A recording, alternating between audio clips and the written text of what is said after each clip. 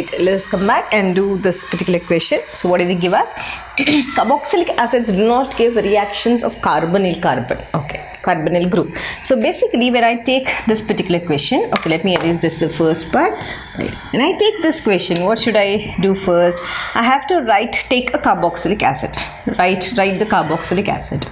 Then I have to compare it with a carbonyl group. Carbonyl group can be your aldehyde or your ketones. Correct? Now, what is the difference? When I see this particular thing, R, C, double bond O, CH. C.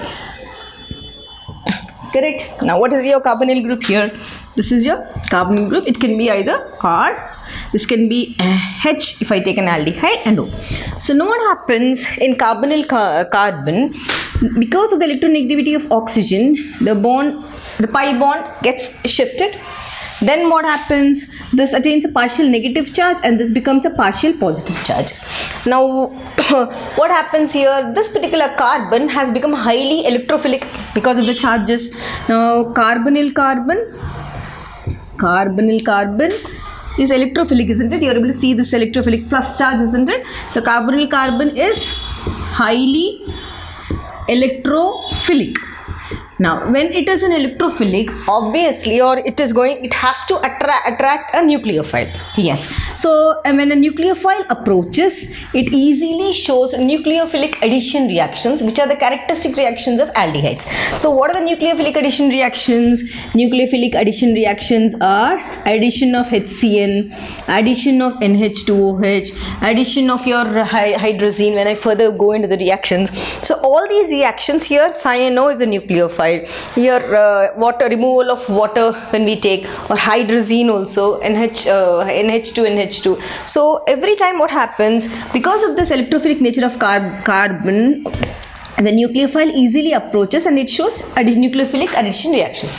But here what happens, the carboxylic acid group, whatever lone pair, 1, 2, 3, 4, 5, 6, 7, 8, yeah, 1, 2, right? 3, 4, 5, 6, 7, 8. Now, where is this lone pair always concentrating? The lone pair present on oxygen atom. Suppose if this is breaking into CO minus and H plus.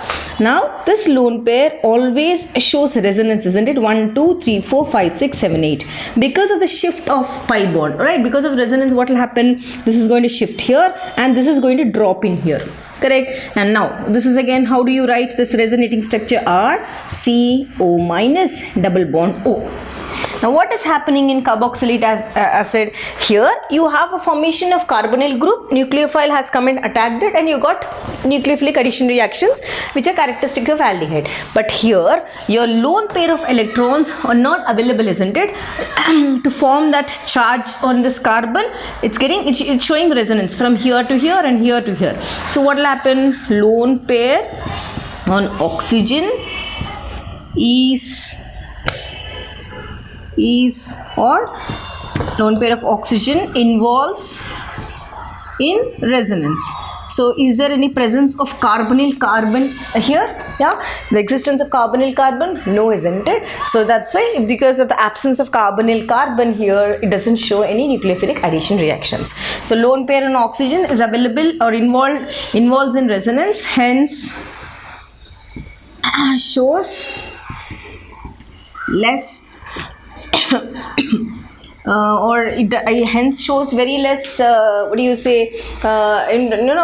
reactions, very less attraction or very less attraction towards the nucleophile, hence doesn't show nucleophilic addition reactions, hence shows less attraction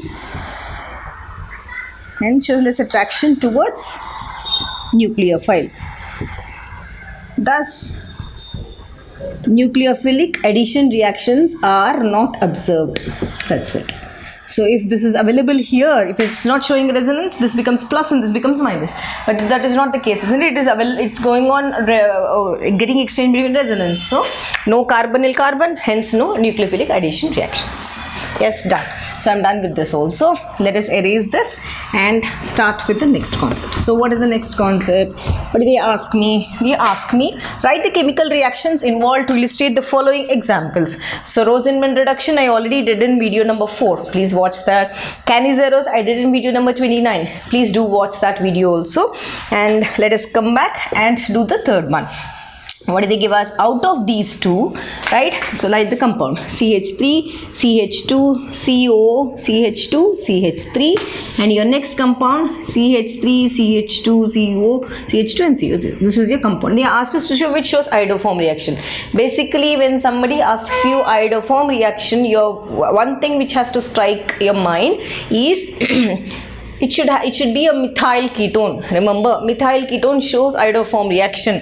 Here, this is your CO, ketone. This is also ketone. But adjacent to the ketone, do you have a methyl group? No, isn't it? This is not. But here, adjacent to the ketone, you have methyl group. So it is a methyl ketone. As soon as you see that, take your pencil, mark it round. Not a methyl ketone. And here, it is a methyl ketone, hence shows positive iodoform test. That's it. You have to just write.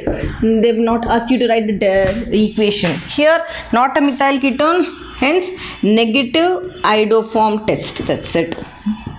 You are going to write both and finish up your answer. So let us meet again with the 2015 paper.